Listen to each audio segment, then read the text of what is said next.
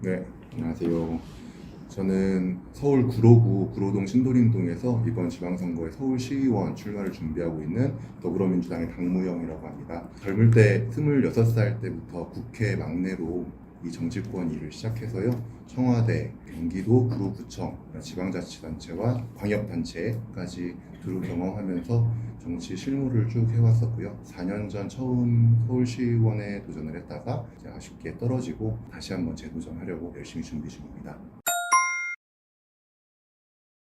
네, 여러 가지가 있을 텐데요. 저희 구로의 가장 시급한 현안이라고 하면 낙후되었다, 좀 노후된 오래된 도시다 이런 이미지를 벗고 좀 지역의 가치를 개선해 나가는 높이는 것. 가장 시급한 지금의 현안이라고 생각을 합니다. 구로에는 주거 환경이 별로 좋지 않은 곳들이 좀 있어요. 예전부터 공업도시였기도 해서 공업지역 그리고 공구상가 이런 것들이 밀집되어 있는 지역들이 많이 있습니다. 그런데 이곳들이 이제 서울에서 정말 몇 안 남은 대규모의 개발 여력이 있는 땅들이에요. 그래서 이곳들을 주거와 상업, 직장, 그리고 문화, 여가 시설들이 좀 복합되어 있는 주거 단지로 좀 개발해내는 것이 일단 지역의 가장 큰 현안 중에 하나일 거고요. 또 구로의 주거 환경이 안 좋은 곳만 있지는 않거든요. 이미 아파트들이 잘 정비되어 있는 곳들도 있는데 이곳들의 문제는 교육 여건이 많이 좀 떨어진다는 평가를 받는다는 거예요. 제가 지금 18개월짜리 아기를 키우고 있어서 육아용품 당근을 되게 많이 하는데 당근을 하러 가시는 분들은 대부분 이사를 가면서 이렇게 당근을 하셔요. 근데 대부분 가까이 있는 목동으로 이사 가시는 분들 굉장히 많습니다. 이런 교육 여건이 안 좋다라는 것들이 실제로 거기에 살고 계시는 분들이 느끼고 있는 것들이어서 이 부분을 개선해내는 것이 또 지역의 이미지를 개선하는 데 가장 시급한 현안이 될 것 같고요.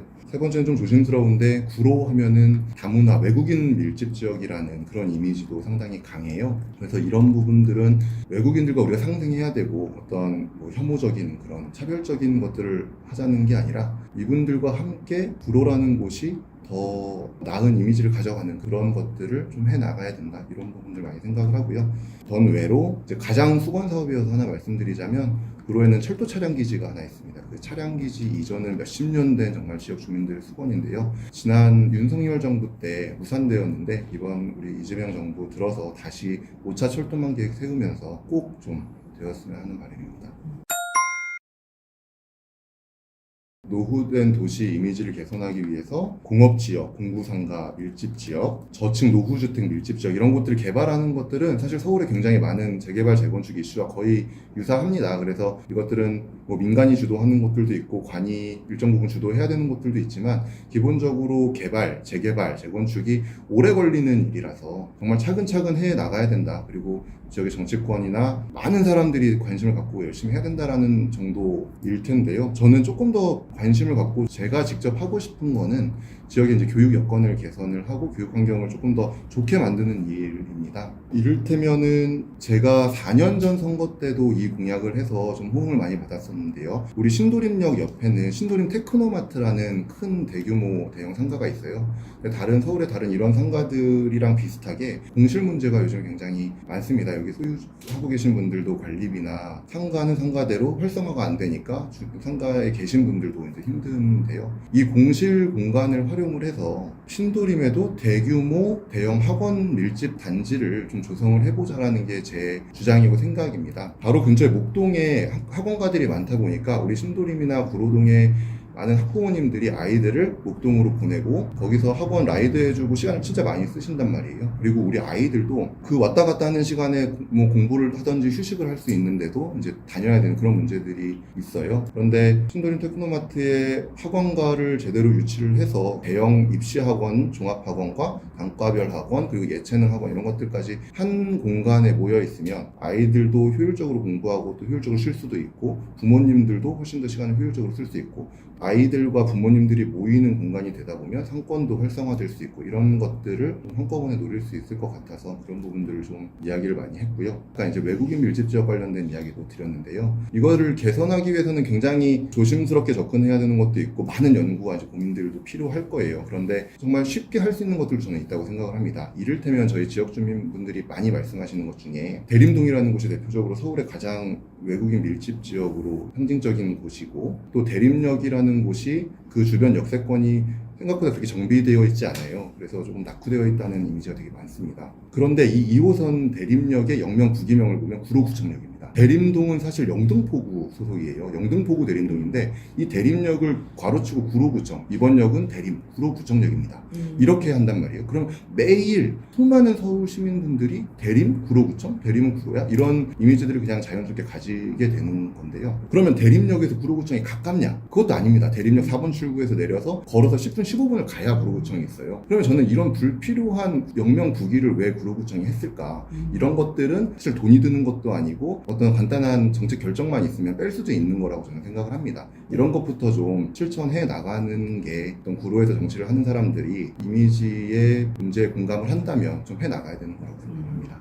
플러스 알파로 말씀드렸던 네. 철도 차량 기지 같은 네. 경우도요. 이게 윤석열 정부 때 결국은 기재부에서 타당성이 없는 걸로 내고 그래서 결국 무산이 되었어요. 그런데 사실 정부의 책임도 있는 게 정부가 계속해서 밀었기 때문에 공사 비용이 올라가니까 더더욱 사업성이 떨어지는 거거든요. 그래서 이거는 빨리 해결을 해줘야 되는 부분이고요. 상식적으로 생각해도 옛날 구로가 서울에 조금 변두리였을 때는 이런 차량 기지가 있었을 수 있습니다. 그런데 지금은 서울이라는 도시가 엄청나게 커졌고 구로도 광역 수도권으로 놓고 보면은 가장 중심부에 있는 도시인데 이곳에 이렇게 대규모의 차량 기지가 주민들의 삶을 압박하면서 있는 거는 맞지 않거든요. 그래서 제가 구청 보좌관 시절에 우리 장인홍 구청장님하고 또 지역구의 윤건영 국회의원님하고 같이 지난해 연말에 김윤덕 국토부 장관님 직접 찾아뵙고 우리 지역 주민들과 같이 가서 건의사항도 얘기를 드리고 올해 발표될 국토부의 5차 철도망 계획에 꼭 이걸 반영해 주십사. 그리고 이 차량 기지가 이전을 하게 되면 경기도의 다른 어떤 지자체로 이제 가게 될 텐데요. 그곳들이 국토부에 가지고 있는 민원 사항들이 있을 거예요. 그런 것들과 잘 트레이드 할 수 있게 해서 좀 꼭 좀 추진시켜 달라는 말씀을 드렸고 그렇게 하시겠다는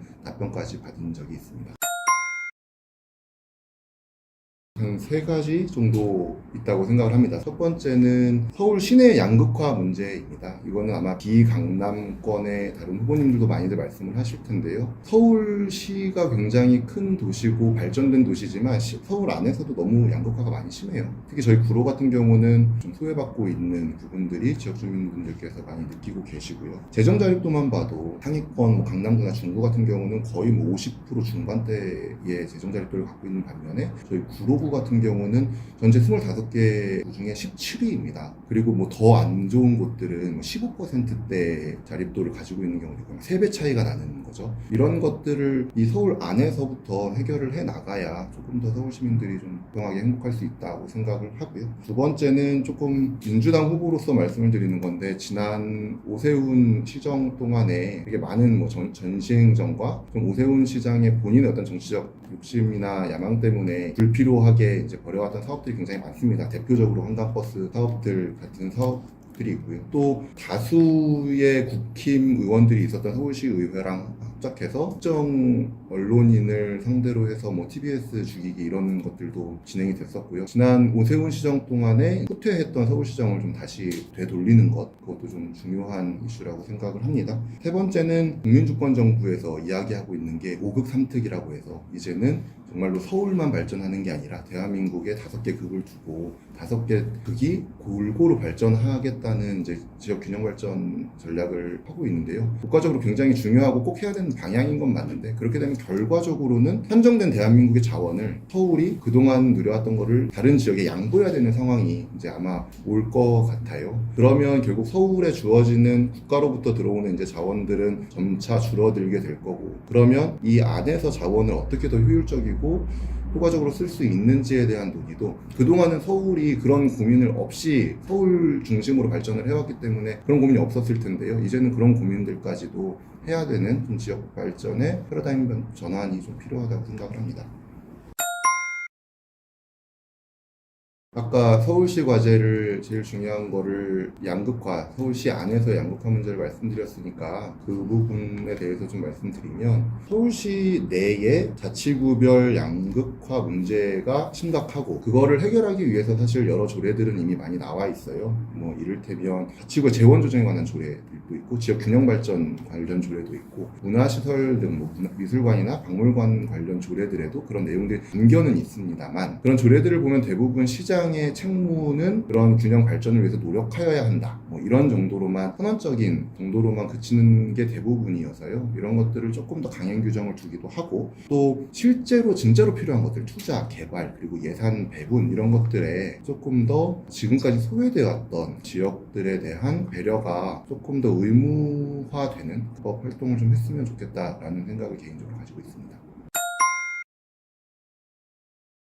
결국 시민의 이익을 최우선해야 한다라는 게 가장 큰 원칙일 것 같습니다. 말씀하신 것처럼 의원이 의회가 시정을 견제하고 뭐 보완하는 것은 필연적으로 어떤 정쟁적인 요소도 있을 거고요. 논쟁을 해야 될 때도 있을 텐데요. 각자의 이해관계나 이익이 다를 때가 있을 거고요. 그렇지만 그 과정 속에서 시민들의 이익이 최우선시 돼야 된다는 것은 이제 국민 세금으로 월급 받는 시장님이나 의원들이나 똑같이 견제해야 되는 원칙이라고 생각을 합니다. 저는 정치라는 게 어쨌든 한정된 자원을 놓고 어디에 배분할지를 그 가치 우선순위들을 정하는 일련의 과정이라고 생각을 하는데요. 거기서 당연히 이해관계가 서로 다른 사람들끼리 토론을 하고 논쟁을 하고 해야 될 텐데 그걸 하는 사람들이 어찌됐든 정파적 이익, 나의 개인적 정치적 이익을 다 떠나서 시민의 이익을 최우선시하고 우리 시장이니까 조금 불리한 것도 그냥 괜찮다고 해주거나 또는 저쪽 시장이니까 잘 하고 있는 것 같지만 그래도 뭔가